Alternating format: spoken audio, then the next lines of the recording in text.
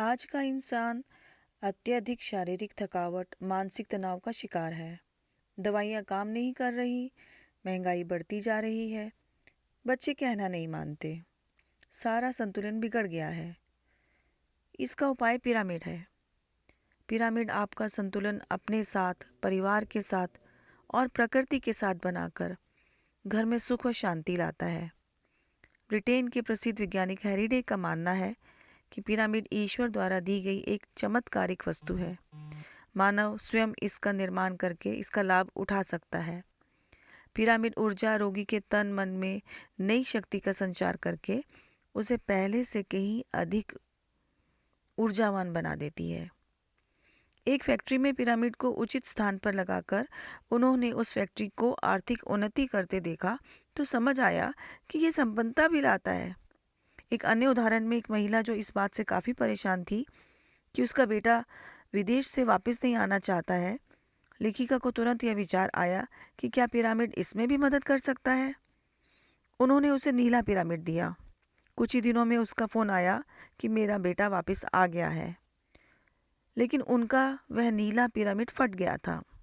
उसकी साइड्स खुल गई थी।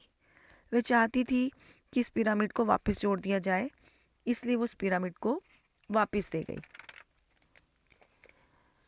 लेखिका कहती है कि उस रात को मैं ध्यान कर रही थी, सामने वो नीला पिरामिड रखा था। अचानक उसने मुझसे कहा, आपने जिस काम के लिए मुझे भेजा था मैंने कर दिया। मेरा मकसद पूर्ण हो गया, इसे दोबारा नहीं जुड़वाना। मैं हैरान थी कि कैसा अनुभव है। जड़ चेतन सब में शक्ति है, क्रिस्टल के भीतर में भी जीवन है। यह प्रत्यक्ष प्रमाण था। फिर भी बुद्धि का कहना मानकर आशा जी ने उस पिरामिड को दोबारा बनवाने के लिए भेजा, लेकिन 2 दिन बाद पिरामिड फिर से फट गया था। एक अन्य उदाहरण में वो बताती हैं कि राशि गाजियाबाद से दिल्ली डॉक्टर के पास आई थी। डॉक्टर ने उसके पति को शुगर ज़्यादा होने के कारण आंखों की चिंताजनक स्थिति बताते हुए ऑपरेशन करने के लिए कहा था। जब राशि आशा जी के पास आई तो काफ़ी दुखी थी। उसके दुख को देख के आशा जी के मन में ख्याल आया कि मुझे अपने घर में पिरामिड लगवाने से बड़ा अच्छा लग रहा है, क्या पता इसको भी पिरामिड लगाकर सुकून मिले। इसलिए उन्होंने अपना पिरामिड उसको दे दिया। अगले ही दिन राशि जी का फ़ोन आया कि दूसरे ओपिनियन में, यानी कि सेकेंड ओपिनियन में, डॉक्टर ने बताया है कि चिंता की कोई बात नहीं है, सब ठीक है, थोड़ी सी सावधानी की ज़रूरत है।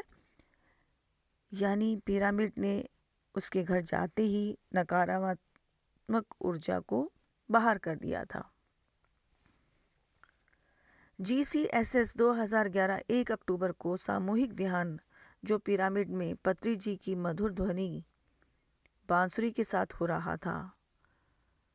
ध्यान में आशा जी को विज़न आया कि कुंभ का मेला है, ब्रह्म ऋषि पत्री जी वहाँ हैं और बहुत सारे पिरामिड मास्टर्स ध्यान प्रचार कर रहे हैं और लोग आकर पिरामिड में ध्यान कर रहे हैं। उस समय आशा जी नहीं जानती थी कि कब है कुंभ। ध्यान सत्र पूरा होने के बाद आशा जी ने अपना अनुभव डॉक्टर सौरभ रंजन को बताया। उन्होंने कहा कि आप अपना अनुभव पत्री जी को बताइए।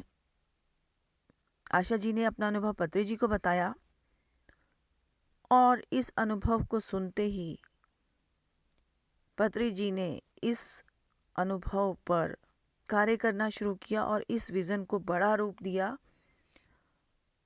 और धीरे धीरे यह PSSM का महत्वपूर्ण प्रोजेक्ट बन गया। वास्तव में पिरामिड में ध्यान कर हम आती हुई श्वास और जाती हुई श्वास सहज और प्राकृतिक हो जाती है। हमारी प्रकृति और प्रकृति की इच्छा एक होने लगती है। हमारी चेतना ब्रह्मांड की चेतना के साथ एक होने लगती है। पिरामिड अपने आप में एक शक्ति क्षेत्र है, जहाँ कॉस्मिक एनर्जी आपकी चेतना शक्ति के साथ मिलकर कुछ संदेश देती है, जो संदेश विश्व के लिए और धरती के लिए उपयोगी होते हैं।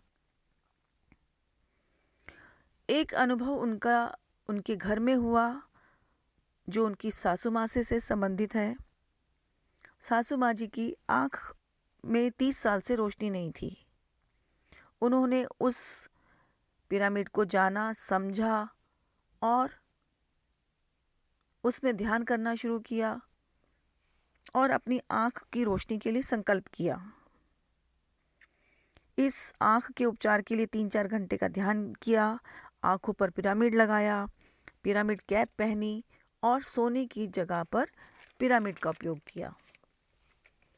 उन्होंने निरंतर कठोर साधना की और ध्यान के विभिन्न अनुभवों से गुजरकर दृढ़ संकल्प के साथ अपनी आँख की रोशनी को फिर से प्राप्त किया। यानी पिरामिड की ऊर्जा के साथ अटूट विश्वास भी शामिल हो जाए तो चमत्कार भी होता है। भौतिक शरीर में महान परिवर्तन होता है। ये एक अनोखा शारीरिक रूपांतरण होता है जिसके द्वारा मनुष्य की फिजिकल बॉडी यानी भौतिक शरीर हाई फ्रीक्वेंसी की तरंगें ग्रहण करके पृथ्वी पर उपलब्ध चौथी डायमेंशन में रहने योग्य हो जाता है। एक मनुष्य के रूप में हमारे 7 शरीर होते हैं जो कि हमारे आभा मंडल यानी ओरा के रूप में दिखाई देते हैं। ये सातों शरीर अलग अलग फ्रीक्वेंसी पर तरंगित होते रहते हैं। भौतिक शरीर की तरंग सबसे कम होती है। हमारे सातों शरीर अलग अलग तरंग गति पर काम करते हैं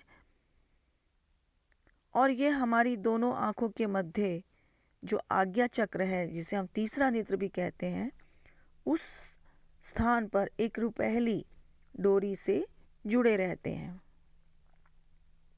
आज के लिए इतना ही।